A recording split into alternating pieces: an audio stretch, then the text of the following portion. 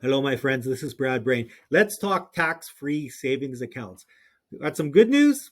We've got some bad news about the TFSAs. The good news is the annual TFSA contribution room is going up to $6,500. That is good news because it gives us a planning opportunity, a significant one too. But the bad news is the reason that the TFSA contribution room is higher is because it's indexed to inflation. And a higher contribution room means inflation is out there eroding your purchasing power. Now, here's the insight. TFSAs were only introduced in 2009. And when they were introduced, the initial contribution was $5,000. So in the short time, just from 2009 till now, the contribution is already 30% higher. That's inflation. I've been talking about inflation for my entire career because it's the silent killer of retirement income. But think about where inflation was back in, 10 years ago.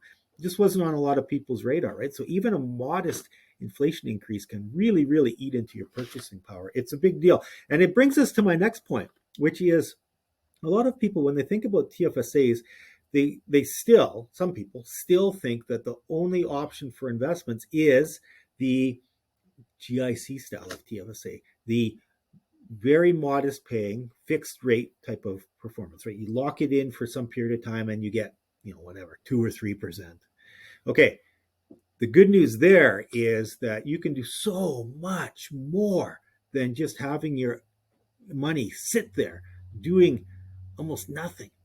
And sometimes people will ask me, like, should I put money in a TFSA or should I pay down my mortgage? I'm going, you are asking the wrong question, because what you're comparing your TFSA to is investing it at 2 or 3% versus paying off the mortgage. You need to look at what your objectives are and what other options, because you can invest your TFSA for growth. You absolutely can. You can own mutual funds, you can own stocks, you can invest your TFSA in anything that you can own in your registered retirement savings plan.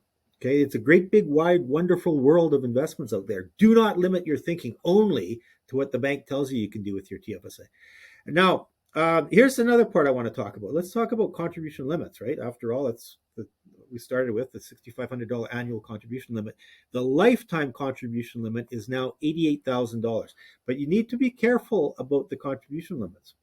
Now, you can have more than one TFSA, but it doesn't matter how many you have. You still can't go past the 88,000. Now, let me clarify. It's 88,000 that was effective of 2023, right? Right now, that will be with the $6,500. So it would be 88,000 less 6,500 if we were to look at the 2022 number. But the point is, it doesn't matter how many TFSA accounts you have, you can't go past the lifetime contribution amount. Okay.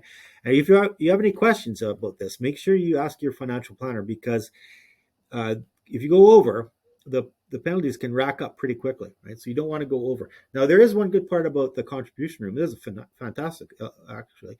If you do take money out of the TFSA, the money that you take out will get added back into your contribution room, but it doesn't happen until the next calendar year. Okay. So, one more thing. The MyCRA website is notoriously inaccurate for your TFSA contribution room. It takes a long, long time for any activity that you have to be reflected on my TFSA. So it would be, unless you've got such an abundance of contribution room that you're just, there's nowhere near being close. Don't take the MyCRA information as being bulletproof. If there's been any contributions or withdrawals that, maybe let's say in the last month or two, it's almost certainly not included in the MyCRA information. All right, so there you go. Quick run through about TFSAs. Such a phenomenal planning opportunity. You should take full advantage of it. And if you have any questions or if there's anything I can do for you, please let me know. I'm Brad Brain. I'm here to help. Stay healthy. Be well. Take care.